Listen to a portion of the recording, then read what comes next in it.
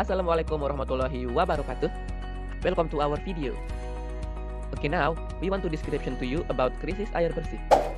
But sebelum itu, mari kita perkenalan ke member-member dari kelompok 3. Ada siapa aja?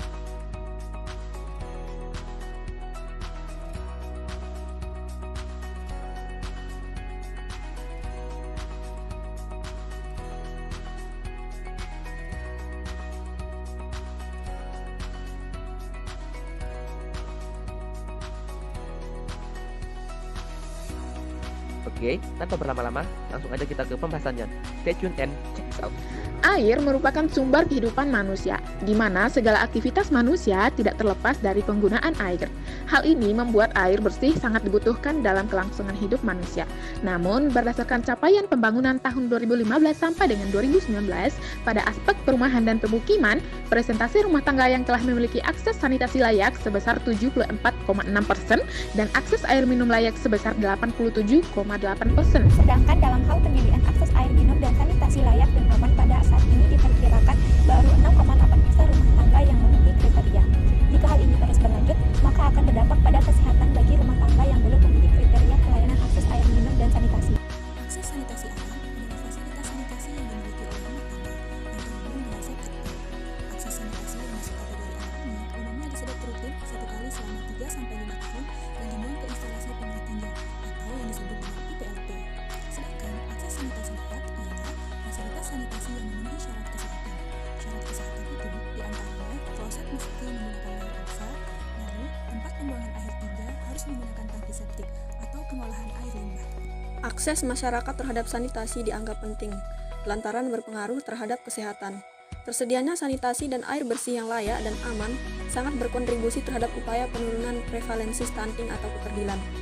Adanya sanitasi yang baik akan mengurangi banyak penyakit, baik bagi ibu yang sedang hamil maupun bagi bayi serta anak bawah 5 tahun atau balita. Tindakan-tindakan ini dapat dilakukan oleh masyarakat sendiri dan tentunya juga dari pemerintah. Tindakan sanitasi lingkungan dapat dilakukan dengan cara penyediaan air bersih yang difasilitasi toilet yang bersih dan terawat, membuat dan mengatur pembuangan limbah rumah tangga, membuang sampah pada tempatnya, mengatur saluran drainase atau pembuangan air hujan, serta pengelolaan limbah atau sampah dengan baik, teratur, dan berkesinambungan. Tindakan-tindakan yang dapat dilakukan masyarakat untuk meningkatkan akses layanan sanitasi yang layak dan aman, yaitu masyarakat sendiri harus lebih sadar mengenai pentingnya sanitasi bagi kesehatan keluarga dan tumbuh kembang anak. Masyarakat harus menjaga kebersihan lingkungan sekitar. Apabila fasilitas sanitasi sudah tersedia, masyarakat hendaknya menjaga dan merawat fasilitas yang sudah tersedia untuk digunakan ke depannya. Pemerintah juga bertanggung jawab untuk menyediakan infrastruktur terhadap pemenuhan kebutuhan air dan akses layanan sanitasi yang layak dan aman. Adapun tindakan yang telah dilakukan pemerintah untuk meningkatkan akses layanan sanitasi yang layak dan aman yaitu melalui beberapa program seperti: pertama, melalui Forum Anak dengan mendorong anak berperan sebagai pelopor dan pelapor 2P yang berkaitan dengan pengelolaan sanitasi di lingkungannya.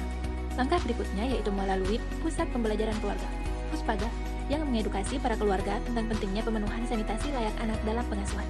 Ketiga, melalui Sekolah Ramah Anak atau SRA untuk memberikan pemahaman terkait pengelolaan sanitasi layak anak di satuan pendidikan. Keempat, melalui lingkungan dengan menyebarluaskan materi komunikasi, informasi, dan edukasi terkait sanitasi yang layak yang diintegrasikan dengan misalnya puskesmas ramah anak, ruang bermain ramah anak, pusat kreativitas anak, dan pusat informasi sahabat anak.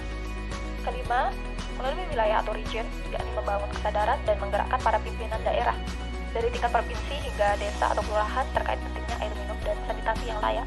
Jadi, kesimpulannya adalah, sebagai masyarakat, langkah yang perlu dilakukan untuk meningkatkan layanan sanitasi yang layak dan aman ialah dengan membuat dan mengatur pembuangan limbah rumah tangga, membuang sampah pada tempatnya, mengatur saluran drainase, serta pengelolaan sampah dengan baik, teratur, dan berkesinambungan.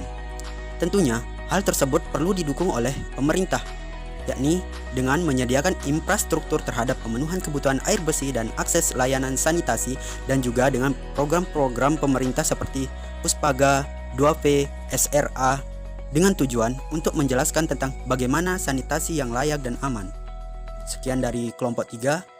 Assalamualaikum warahmatullahi wabarakatuh.